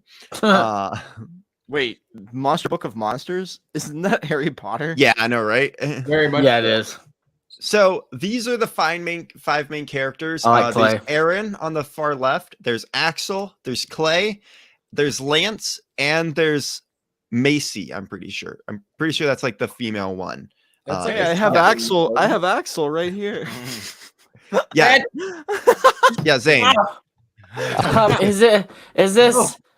This is like the Knights version of like Ninjago. Yeah. Like Yeah, the space. you figured it out there. That's exactly what it is. So Oh, this is basically, Macy. Yeah. so Lego was like, hey, Ninjago's doing well. It's the same thing they did with like Chi Mendo's and was like, we're gonna try this next. And for the record, I looked at this was so stupid. They're like, well, yeah, we were gonna do a castle theme, but this actually did better with younger audiences, so that's why we did it than like normal castle. And we're just me and Mark sitting here like, no, you're idiots. Like Wrong. put this much effort you guys did into the lore. Like they did there was a TV show. You can find it on YouTube, I'm pretty sure too. So I might watch that just so I can cry inside every day. We're watching it live now for the next 30 minutes. Yeah. yeah, we got it. All right. So on the right is Jestro. He's like the bad guy, kind of one of the main bad guys throughout this that has different forms. Yeah, he's like a jester and hate him. And then there's the Monster Book of Monsters on the left there. I like the book. That'd be a cool piece to have for like a Halloween mock. I mean, yeah.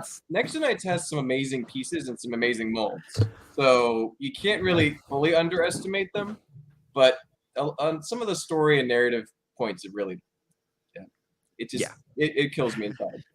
All right, so there's so many sets. I'm going to try to go through these as quickly as possible. But yeah, so I think the two on the right are actually micro fighters for it. And then there's like I think the land spike is a cool concept, but at the same time, it's stupid. Yeah. And so we're just like, I think there are some just like knights in the kingdom that are not like the main 5 that I just kind of defend the kingdom. And you kind of like see those in the blue. And there were king and queen. I actually do have the queen because she's a very good minifigure in general. So yeah, there's like a bunch of different sets, and I'm not going to give prices and names because there's so many of these. But as you can see, like there was some cheaper sets like they did with the bad guy versus good guy, like you would usually get in your castle themes. So yeah, instead of a cool knight on horseback, you had a giant knight on a giant medieval horseback, mechanical horse, with this weird guy with a mohawk. And then there's also I can't remember a robot? The smaller guys were what were they called? A mini robot with little weird hands. These guys? That was a land spot. That's his name. Yeah, land spot. And they were like kind of like soldiers who would fight because like you can kind of tell there's different factions. Like this guy, the chest piece on his it's basically the chest horse. Like horse. Yeah. It's Axel versus this lava creature. Whoa. Like It's a cool figure. That bad guy's a cool figure. I have like a dozen of those because he's cool. Black with this. The bad guy in this set's very interesting. Does not look like G-rated stuff at all. That's all I'm gonna say on that. Yeah, and then they're wild on the weekends. I'm just saying. Yeah, Mad Max. Yeah, and then like look at the left. Like he's on this like robotic horse that's like flying around. Like, oh, at least they gave it a horse face. They weren't just like, here's a motorcycle. So, I think that's cool. Yeah, I mean, okay. It doesn't feel like Lego. Really? It does to Thank me. you. It doesn't feel like Knight. I feel like if they would have done anything else besides Knight, I would like this. But the fact that it's a Knights-based theme, I'm not okay with it. Because, I mean, like, that vehicle is really cool. If that was I don't know, Space Force or like anything else. Mhm. I don't know. Name, would people still like it? Yeah. Well, this is the thing. This actually is like he hit. It comes off it because it shows us as one of the commercials, not the one I showed, and it's a sword, and it's a sword that's a spaceship, and that can come off of the tread thing on the bottom there. Oh wow. Also, I'm pretty sure that's all stickers, Matt, just to make you hate this a little bit. Yeah. Oh, good night. The I'm land, with you, Matt. I hate stickers. the land Thank spot you. chest pieces are printed though. If I'm pretty sure about that. I think that's right. But as you can tell, this theme was like this guy was kind of like the Black Falcons type characters. They did take ideas from older Castle and kind of integrated in somehow, but it's gross. Whoa. So yeah, and as you can see, there's a lot of these sets. If you look at the bottom there, and I guess why am I pointing to my screen? I can use my mouth. Oh, Like stuff like this. And those were those things that you could scan in, and each set had different ones that you could collect. So, yeah. which is a cool concept of having these collect. I think it would be cool to like have some sort of map or wanted posters you could collect in like castle sets if they ever did a castle theme. But okay, all I'm saying, Mark, hear this. Wait. A bunch of map pieces, and all of them build a giant map when you get all the different sets. That'd be cool. Yeah, like that would be really adventurers. Yes. Hey, no, I mean I like adventures. Okay, They had those. what does this give you the vibes of? There was a movie that this reminds me of so much. Oh yeah. It's Oh, that that- yeah. Mortal Engines. Yeah, there. Thank you, Mortal Engines. Like that's all yeah. I see when I see this. But yeah, just like it's a cool idea to have a castle on treads, but It feels like a mock, not really a set or a Yeah, theme. because you saw Joey's classic castle one, right? Yeah. Which is excellent. Yes, very well done. Also, he says this is his favorite theme, which I hate. He's Really? gotta be kidding you. He's got to be kidding you. He's a man of taste and culture. He can't. No. Ethan, He loves Nexo Knights. do you see those on there? Ethan, do you see what those are? What? They're Oh, it's their yellow. Zamer's spear. Oh, and yeah. There's some balls down there. Wait, what? It's an orange one. So They're orangish yellow balls that are right there. Oh, okay. Might want to have that looked at. Just saying. Oh yeah. Ooh. Like this set, like I mean, that's one of the 4+ one. That queen there on the bottom right. That's the queen, which amazing. I actually got her at Brick for Virginia. Just amazing minifigure, and a lot of people use that figure for a lot of stuff. so out of place in this theme. Yeah, that did not fit at all. And then there's like the king, Random. and so of course you get like a giant knight mech. Like, That's a cool mech. That is cool, Mac. I will say that there is some stuff about the scene that I'm like, okay, that's interesting and cool, but like, and then they had like a bunch of smaller sets where you just got, like, I think that's like training stuff. I think this is going on about the second wave around this time. Yeah, just more sets. And look, and this is, I think after the first wave, it got a lot weirder, honestly, like the vehicles and stuff, because they try to keep to that like castle theme almost. Whereas, Yeah. like, if you look at this, it's just like, oh yeah, this is a giant crossbow he's flying around in. Oh. Cool. This is why we hate this theme. That's one of my least favorite ones there. But yeah, I think that's what these figures are from. that's my Actually. favorite Next to Night set, if you could say such a thing. But yeah, This one right here. because of that little flaming dude down there in the middle, and the fact that it rears up like a siege tower and it can go down. So Yeah. this set gets a pass from me, but everything else is pretty bad in my book. I like it. Yeah, I it's like just- that one. Ethan, make a Nexo Knights mock. A Nexo might. If Wait, I okay. did, I would get a black Mark, light and Mark, me and you have talked about basically this. do The that. idea behind Nexo Knights is kind of cool. Yeah. I- Well, do you want me to go on it now, or you want to do it? Start, Okay, I'm okay. gonna look through more sets, and if you want to stop and make any comments, but yeah, go off. Okay, so Next to Nights has many brilliant concepts put together in a way that ruins them all. Because you've got these amazing D&D style villains, especially the first wave, the flaming guys, the big ogre guys, Yeah. We're on the all rock these- people now. They're super cool prints. They're really menacing looking. They're great. They remind me of stuff like from Monkey Kid or Ninjago. Those are pretty good pieces and figures and sets. But the Knights, I think, are actually the weaker part of this because they're just doing another Power Rangers, Ninjago, Bionicle, Color Team mashup. And if they had gone for something like He-Man or D&D, if they had leaned into some of those themes that are more recognizable for adults too, I think it would have been pretty successful. But as it is, it's like mixing. So I really like. See, here's how I would describe it. I love bacon, and I love ice cream, but I wouldn't mix them. So in that way, I just can't. It mixes in a way that makes it unpalatable. So, but yeah, I think that there. And here's the thing: some of these sets have really amazing play features, and most of the pieces that were invented for this theme are still in use today and are very, very cool pieces. So, like the Nexo shield piece alone is a super great use and a super great piece when it's not printed with a little pattern. And I never played the game, so I can't really speak on that. But yeah. Okay, real quick. I love this detail. That's a Forestman reference on the bottom there. It's a land spot for Forestman. I just think that's cool. Yeah, Forester bot. Yeah. Forester bot. For the record, I do like these like if you were to do something like it makes sense to have like sort of mechs that they can get bigger in. Like that is kind of a cool. I'm trying to find things I like here, Mark. All right, sorry. And then Marvel decided to take this to the next level and just really ruin everything. Exactly. I mean, why that guy has roller skates, I have no clue. But like, yeah. And so as you can see, like it went on to this like stone giant kind of type thing. Like everything's these stone monsters.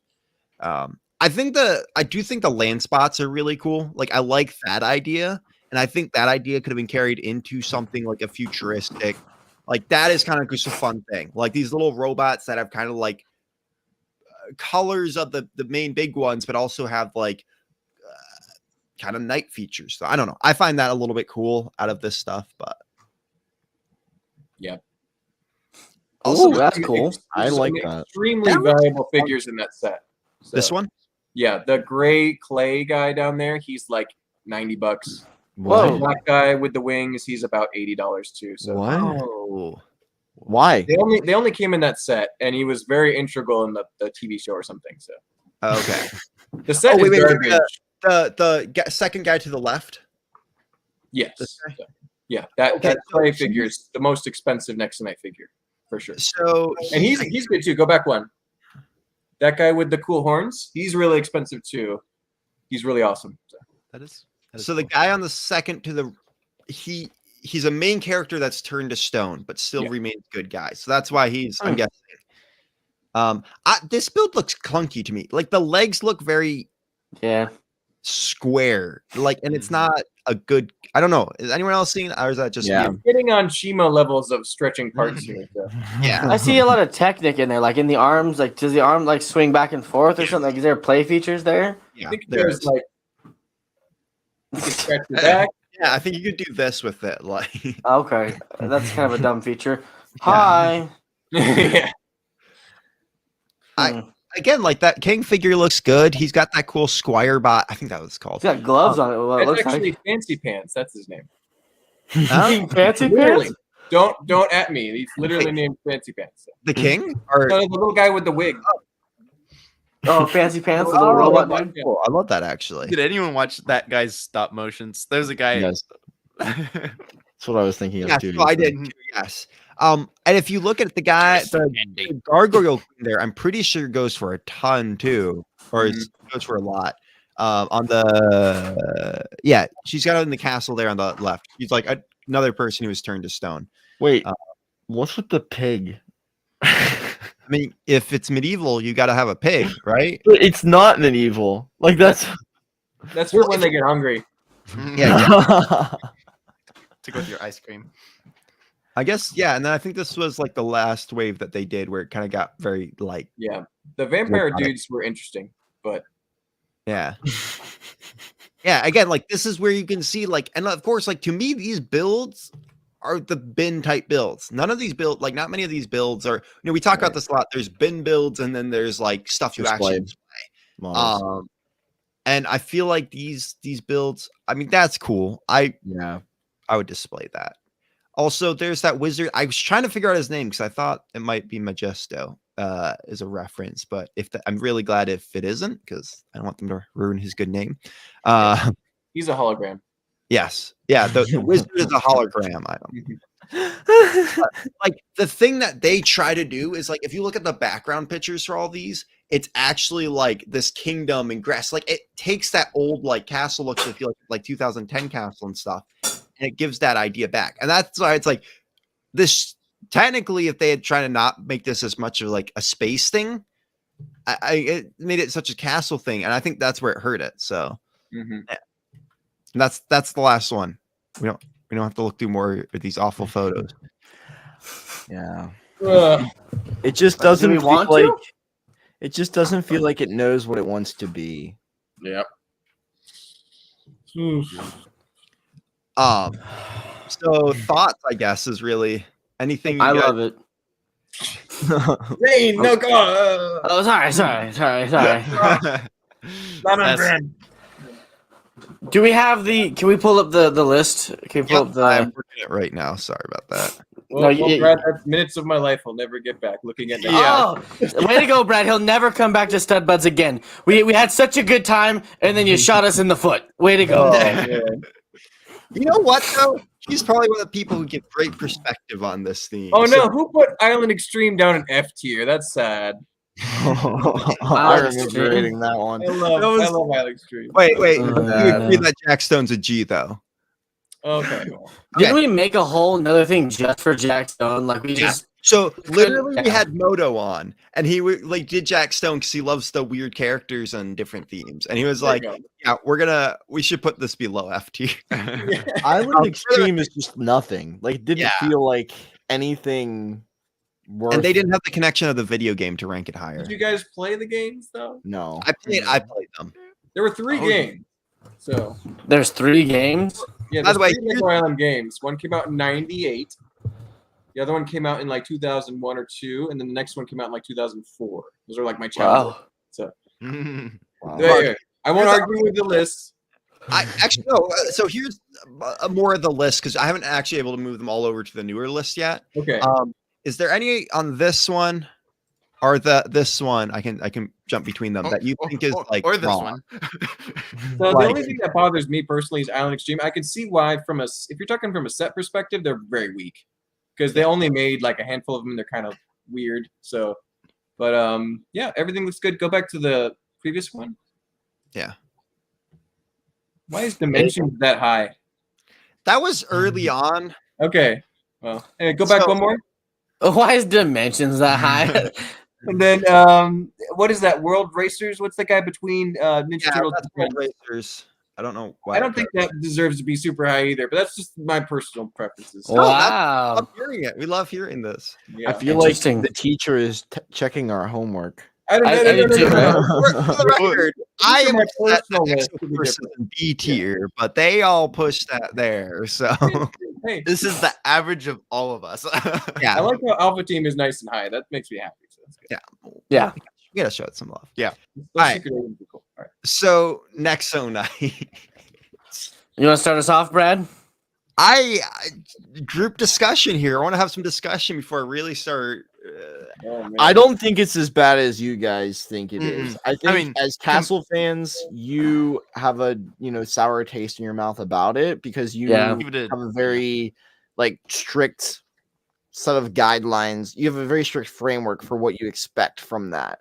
I understand they wanted to go a little more creative and make it a bit more kid friendly, as you would say, but at the same time, the sets are not good at all. They're bin sets. There's a handful of ones out there that are okay, and maybe I would put on a shelf, but the overwhelming majority I wouldn't. Yeah. Go ahead, Brad. Well, sorry, I didn't mean to be cutting you off here. What I was gonna say is to me, there's themes that we've looked at. We've looked at even elves. I'll just put out elves. It's not a theme I love very much. There were sets I would display from that, or even looking at something like Alien Conquest. There was a couple sets that were really good in there. The parts usage, the builds felt complete to me. these builds felt like the trashy builds that they do a lot these days with Lego Chima and Nexo Knights, and even Ninjago we see a lot, except Ninjago I think has better versions of it. There's some great Ninjago and bad Ninjago. So. Yes. Yeah.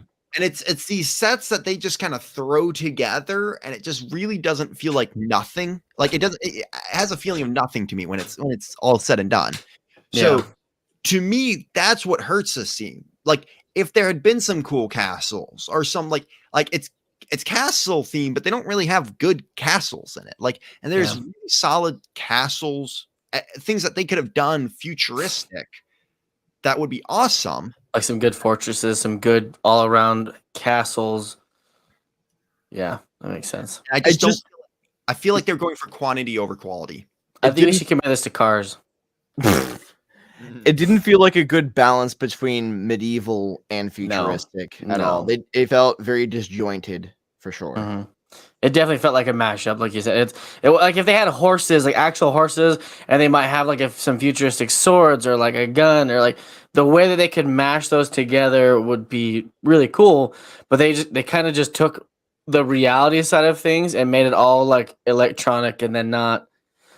But I don't know. That's a theme perspective, I guess. It's Ethan. Ethan, you're very quiet down there, pondering deep in thought. I'm trying to think. Is it? I mean, I'm trying to decide. Is this C or D? I don't know.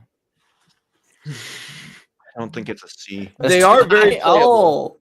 They're very playable, and they have great parts that you can use for other things. But ultimately, it doesn't feel like Lego to me. Yeah, that's ultimately why Elves is as high it is the parts. That's true. Yeah.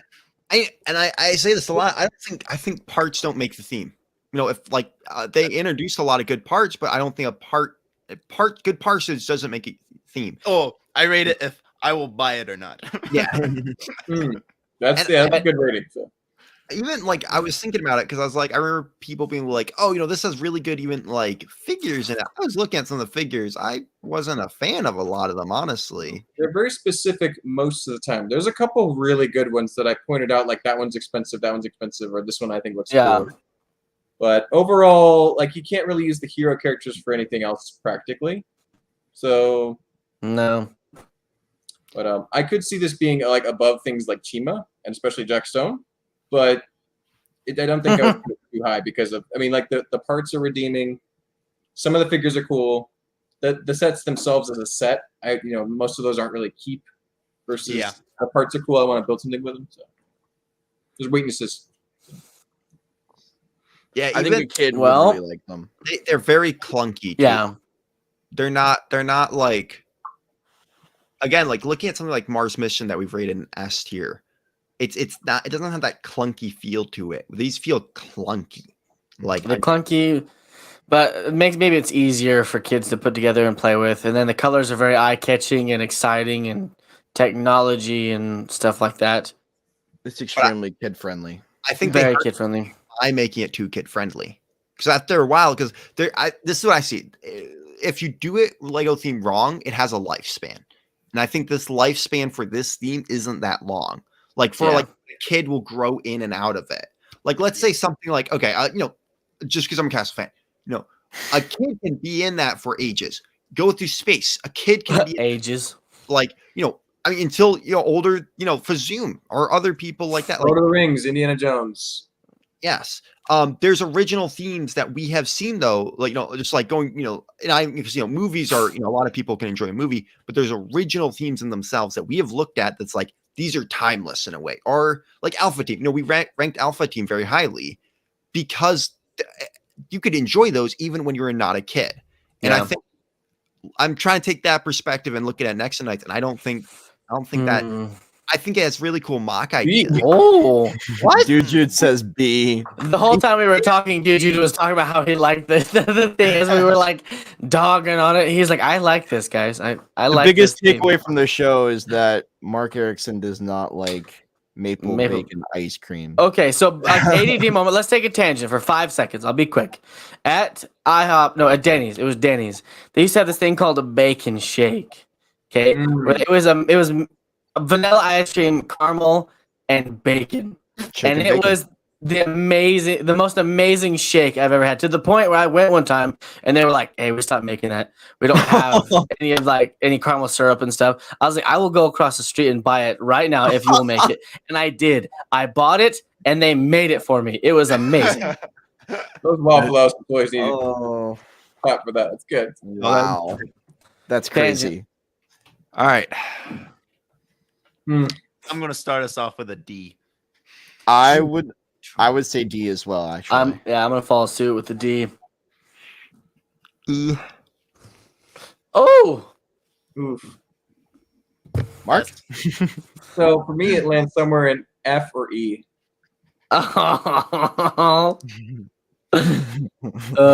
so where does that go then? If we got 3 D's, an E and an F, or 2 E's, does it mean it goes to E? No, He hasn't decided yet. Oh, sorry. I'm trying to look at the yeah. I guess we. Give us your thought process here, Mark. Give us your thought process. I think this is just as bad as Ultra Agents, honestly. Ultra So Agents is bad. it's better than Legends of Chima. Don't compare it. Don't compare it. Well, I feel like it's bad. I wouldn't say. Well, no, yeah, Cars and Angry Birds are pretty bad too. I could see it in D tier. Hey, Angry Birds we had a lot of fun with, so I don't know. Angry Birds was fun. That was interesting. I don't know. It's just so wacky. I think wacky is a good word for it. I'm surprised Cars is in D tier. Honestly, with how much we got into full arguments about how bad It was so Cars dumb. was. Cars is pretty bad. We got into a really big argument that day over the cars and where it would land. It was the price that got me. That's crazy. Yep. Well, here's the thing. Based on what its company is, I would just put it low D tier. Low D. Okay. I can agree with that. Oh my God! Look at it. Look at it. You guys did not expect that. Y'all did not expect Nexo Knights to be on D tier. Yeah, but he makes some solid points. There are some redeeming qualities, but not funny. It's better than Chima. You could even say it's on par or better than some of the Angry Birds and Cars and other stuff. So I mean, you could give you an inch, so you can take a mile later. Yeah, there we go. That's gonna be all over social media. Mark gave it a D tier. Out of curiosity, do you have any of the Nexo Knight sets in your collection? So interestingly, I have most of them. But it's for parts.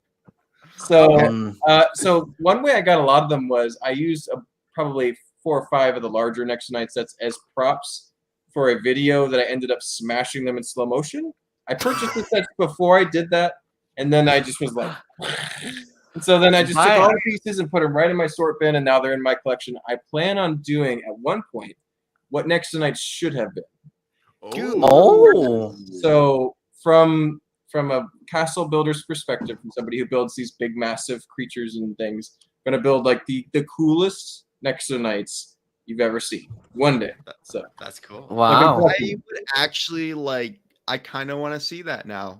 So think a little bit more like Pacific Rim meets He-Man. Ooh. I like that mashup. Yeah. I don't know if Brad knows what He-Man is though. I know He-Man. I don't know what the show is. I see. Crazy fantasy with swords and you have these skull bad guys. You have magic, but they also have tanks. He has the power. It's really stupid, but it's very nostalgic and it has a lot of color. Yep. And so if you mix that with something a little bit more serious, like Pacific Rim, we have giant robots and giant creatures. I think you could have a lot of fun, and you could have fun with the color schemes. There's great pieces. So eventually it's going to be an absolutely killer display, but I don't think I'll have time for it for at least a few years. So awesome. We'll be watching. One day. You heard it here first. Nowhere, and I'll be like, Mark building Nexo Knights, and everyone's gonna be like, "Oh, it looks kind of cool." Okay. You have a Nexo Knights outfit you have to wear on Atlanta BrickCo sometimes. Yeah, that's another embarrassing thread. So when on our live streams, if we get above a certain like threshold, sometimes it's 50, sometimes it's way higher than that, depending on how many viewers are there. If we can get past that like threshold, I'll put on a Nexo Knight. It's like a costume from Jestro. It has little shoulders and a little a fabric piece in front that's printed, and so it's just this really stupid little kid costume for a 5-year-old, and it barely fits. It's like collarbone guard basically for me. It's so small, but it's a lot of it's fun to get to that like threshold. I've kind of hated on Nexonite so long on that channel that everybody expects it, and they've all kind of learned to like it because I hate it because it's fun. And so for that reason, Nexonite's one of our best sellers. Oh man! Oh, this is just a plot by Elena Britko and Mark. They hate on it so much. It actually kind of was, because if you scroll back a ways in our Facebook page, there's a post about Nexonites, and instead of saying we've got great Nexonite sets, it was like, nobody buy these. They're awful. Don't even think about it. And so they all sold because they were like, what? They look at them and they're like, oh, I want to get them because Mark is like just out of fun and spite. So it's ironic and it's selling sets, so it's great. That's funny. That is. It's all my evil plan. What I'm like great just lore. Well, I got to do it. I got to troll Mark with having Nexonites on. He was probably thinking, oh, we're going to do Kingdoms or something like that. Looking forward to a great theme. I was going to sing its praises, and no, I got to explain why it's like bacon and ice cream. Which is good to some people, I realize. Yeah, I guess. Yeah, probably find a different analogy, like chili. Hey, well, have you ever had like eggs and bacon and sausage and like pancakes and like you dip your bacon and stuff in like the maple syrup? Yeah, I have maple flavored bacon quite a bit. So I mean that's what it tastes like. It's just. Okay, no, I'm not going to go down that rabbit hole. I feel like we have to work back on at some point now, just to do like, I don't know, Knights Kingdom 1 or 2. Right? Brad's redemption episode, making Mark happy. There we go. Hey, this is great. This is content. It's awesome. Yeah. Imagine we created a hashtag bring back Nexonites. No. Hey, if I can get a store built in Ireland, we can make this a thing. No. Justice for Nexonites. No. Yeah. No, I'm gonna do it. I would rather run before that. Okay. You remember the Chima thing we did a year ago? Okay.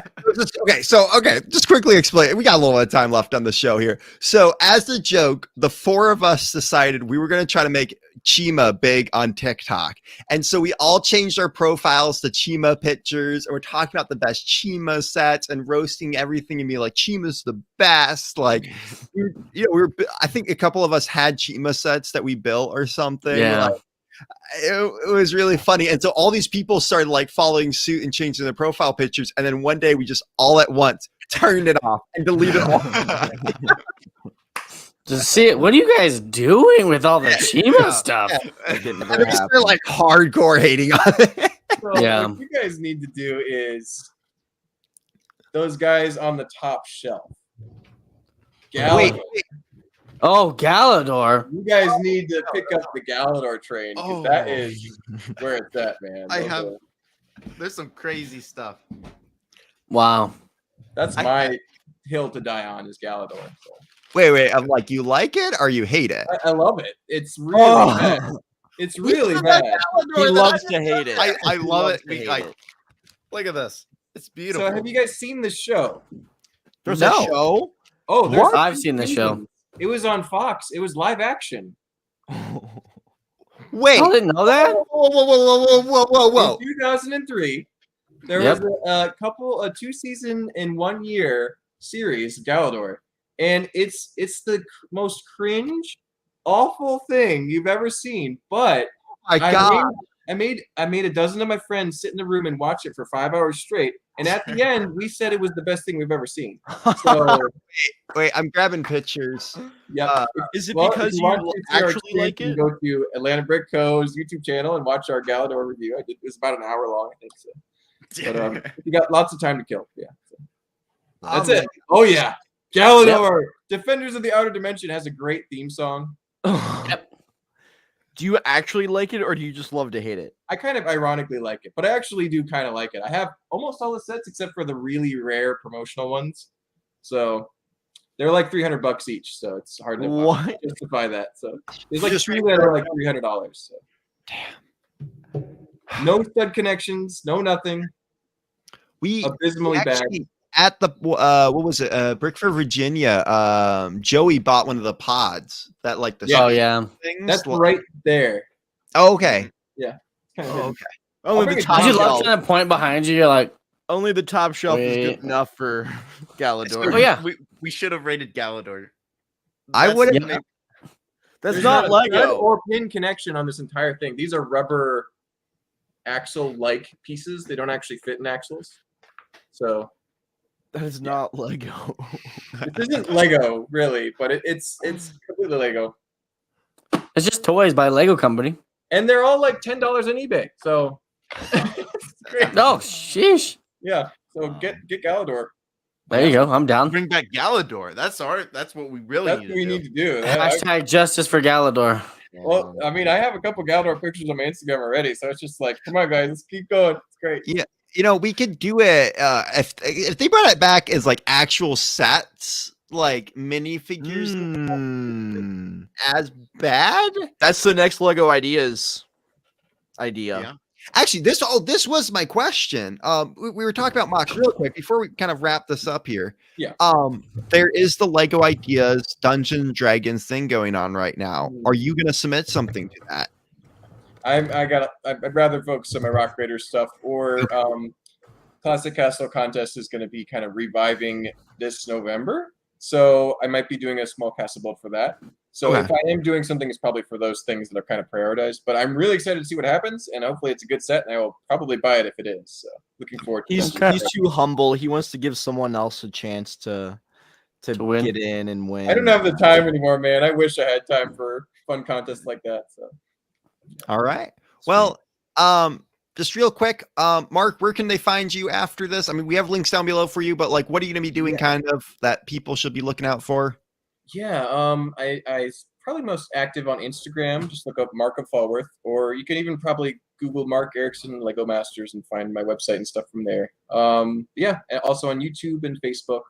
Having a lot of fun on YouTube, posting Rock Raiders updates. So that'll be going every week for the next couple months. So And you're on the Atlanta, like you co-host a lot of the Atlanta Brickco stuff, right? yes, I'm pretty much the main host. Although sometimes we'll have somebody else take over something if I'm not able to. But yeah, so I'm the main media guy at Atlanta Brickco. So go ahead and follow them. There's a lot of fun hijinks. We post about 2 videos a day, and we have tons of Lego stuff. Definitely worth visiting if you're ever in the Atlanta area. So. Yes. And also, just as a heads up for the Stud Buds fans out there, there is a podcast going to be dropping at some time between me and Mark on Atlanta, Between the Studs, right, on their Spotify. At some point, probably in a good couple weeks away. So yeah. So.